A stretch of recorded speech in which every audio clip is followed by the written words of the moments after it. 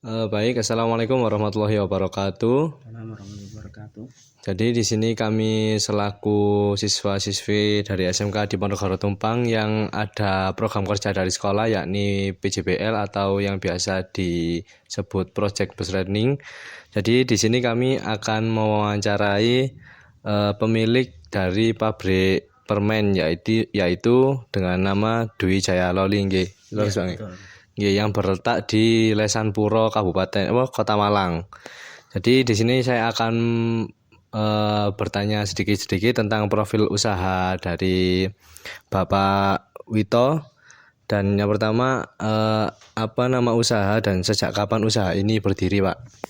Kalau nama usahanya itu permen lollipop Dwi Jaya Loli. Terus berdirinya kurang lebih antara tahun 2009-2010-an, 2009-an. Sudah lama berarti, Pak? Sudah lama.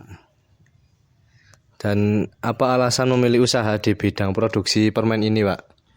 Untuk memilih usaha di bidang produksi sebenarnya kita dulu pun nggak ada. Terus karena kita dulu kepingin ada wirausaha, kepingin bekerja mandiri sendiri gitu. Akhirnya kita mendirikan dulu waktu kecil akhirnya sampai besar gini. Jadi untuk usahanya ini mulai dari nol begitu, Pak? Iya, mulai dari nol. Dan mungkin apa saja sih jenis permen-permen yang ada di produksi ini? Kalau jenis permennya macam-macam. Kalau berjenis permen sebenarnya sama permennya, cuma hadiahnya itu yang macam-macam. Ada yang seperti ini kan permennya lollipop, terus saya pakai tusuk ngaji. Terus ada yang kayak permen lollipop pita, tolong bisa minta diambilkan itu, contohnya itu, minta diambilkan ya, tolong minta. Ya, terus sama panci, tolong sama panci.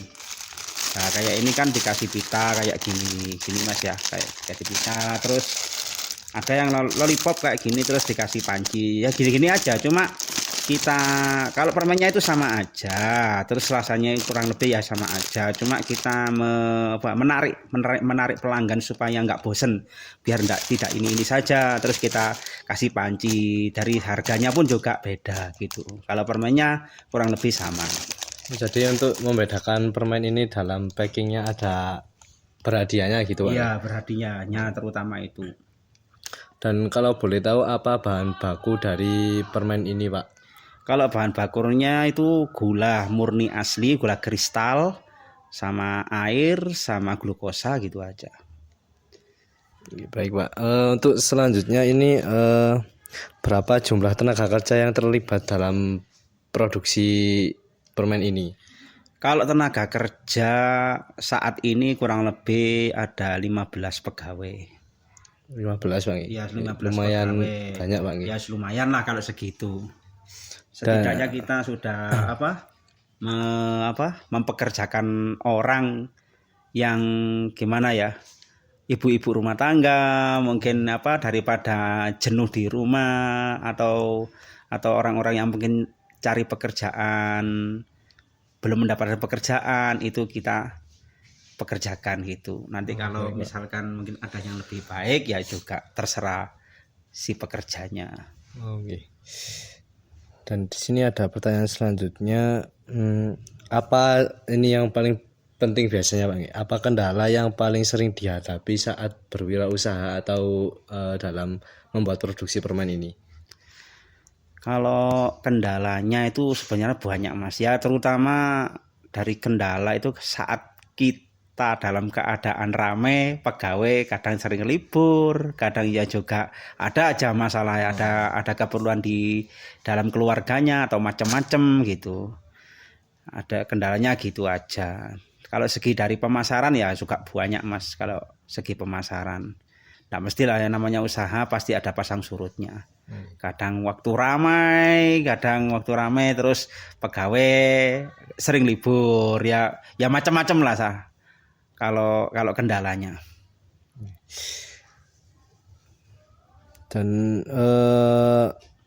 untuk harapan kedepannya seperti apa Pak? Apakah mungkin punya gambaran kedepannya seperti apa untuk pabrik ini agar bisa lebih maju atau bagaimana begitu? Kalau gambaran saya ya kepingnya lebih maju lagi Mas ya. Terus lebih untuk fokus mensejahterakan pegawai Mas. Sebenarnya gitu aja. Keinginan saya gitu. Cuma kan dari pemasaran juga kita kan nggak tahu Mas ya. Kita pemasarannya kita doronglah supaya nanti misalkan ini permen ini lebih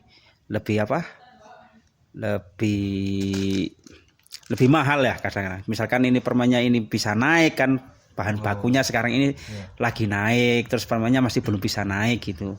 Yang kita dorong itu yang kenaikannya besar, kita mensejahterakan pegawai terutama itu Mas.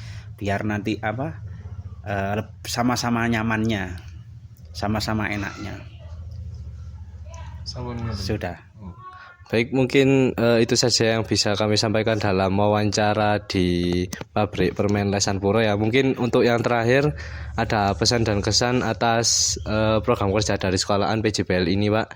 Jadi mungkin bisa memberi pesan atau kesan yang membuat kita termotivasi para siswa-siswi untuk pembekalan PKL ke depannya. Kalau motivasi saya buat mas-masnya ini atau mbak-mbaknya semuanya, yang pertama itu